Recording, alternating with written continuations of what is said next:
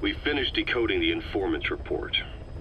That floating kid we've run into a few times now.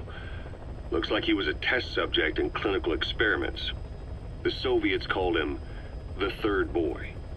The Third Boy was brought to a lab on the outskirts of Moscow from Czechoslovakia, after which he was due to be sent to a research center in Leningrad, then Siberia, and finally an academic town in Novosibirsk.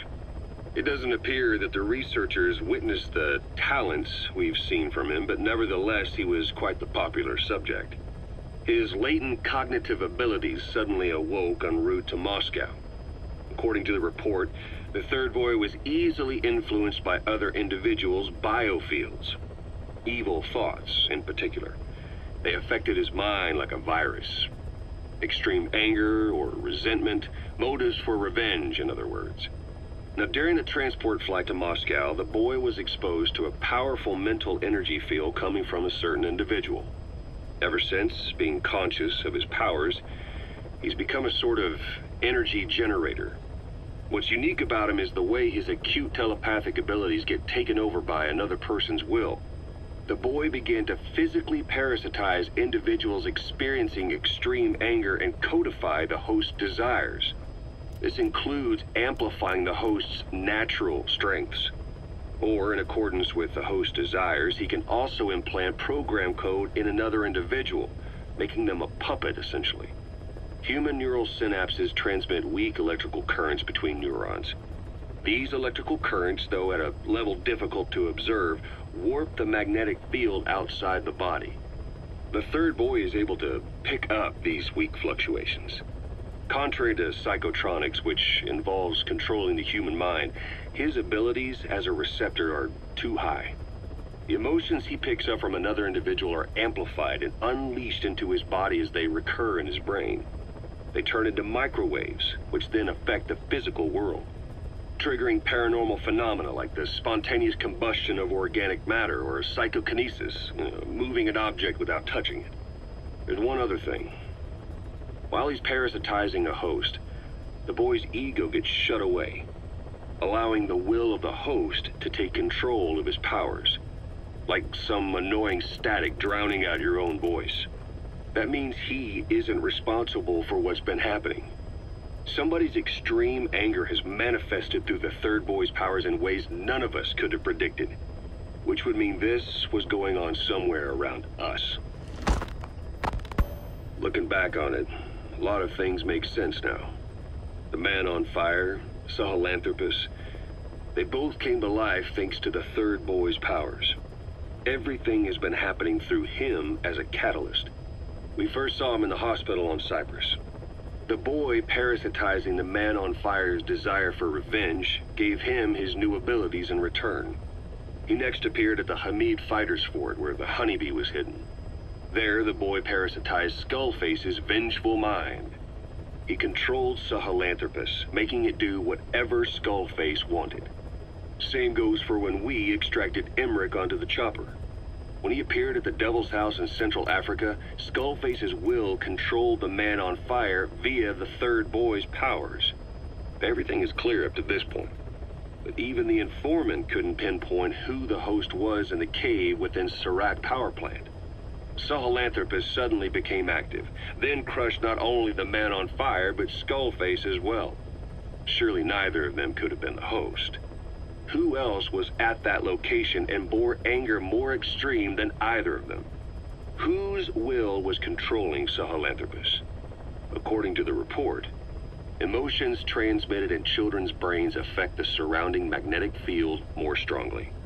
Cerebral nerves are covered with insulation called myelin sheaths to increase impulse speed. The reason for this leakage has to do with the fact that children's myelin sheaths are still developing. So, how many children do you remember being there? Children with a burning desire for revenge and bearing a grudge against you. I can think of only one. Eli. We don't know what kind of life he's had, but the resentment he's shown toward adults is nothing short of extraordinary. The Third Boy resonated with Eli's mind. And that means Eli bore the strongest animosity of all individuals within the boy's reception range, estimated to be a 3-mile radius, beating out even Volgan and Skullface. The third boy's probably remained hooked on Eli's anger since. You remember at the Devil's House, the third boy showed an interest in Shabani? That must have been his ego making a rare appearance. He may possess abilities far beyond anyone else in the world, but he's still a kid. Maybe them both being kids was enough to bring them together. And if so, maybe with Eli, he isn't feeding off him, but acting in symbiosis with him. So what kick-started the third boy's powers? If we look at the location and time that his plane went down, we can make a pretty good guess.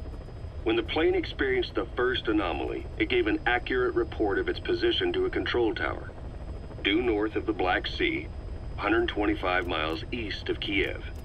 Dead south on the Black Sea is Cyprus's Green Line. So the plane's position was directly north of the hospital where you'd been asleep for 9 years. And this anomaly was reported at exactly the same time that you woke up. The plane was enveloped in flame from the inside out. The fuselage burnt to ashes. There were no survivors, at least not publicly admitted. Your thoughts formed a synchronicity with the boy's psyche and were amplified inside his brain. That would have been more than enough to trigger his abilities. Your rage was like a big bang in his head, blowing the lid off his powers. The boy was then secretly moved to the lab outside of Moscow where Volgan was comatose. There, Volgan's thoughts resonated with the boy and he was awakened. Volgan became the man on fire, hell-bent on getting revenge on you. His instincts led him straight to you. Skullface knew Volgan from Operation Snake Eater, or perhaps from even before. Monitoring this pair of extraordinaries, he discovered the hospital and sent his assassin and XOF. Skullface was probably watching the situation from close by. Then, realizing how useful these two test subjects could be, he approached them. Reacting to Skullface's thirst for revenge, this time the boy let Skullface's will control Volgan. Volgan, at times driven by personal revenge, at times through Skullface's will, kept on moving, though his body was little more than dead meat. Perhaps there were moments where even your thoughts affected him as well. But without the boy's power, it was like the plug had been pulled from the socket. Everything was powered by anger, malice, revenge. This is how the end of the report sums things up.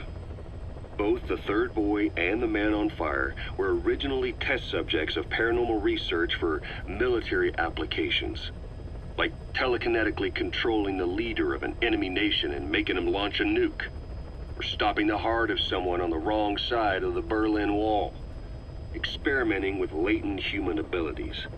They were used as tools of the Cold War. The boy's only crime was being born with unique gifts. But he was sacrificed on the altar of war. His life reduced to slavery under other people's wills. Turned into a living weapon with no will of his own. And eventually, the only emotion he could feel must have been the desire to get revenge for the hand he'd been dealt. Boss, it's you that awakened the boy's powers. But there's more to it than that. I guess the anger emanating from you was something he could truly relate to.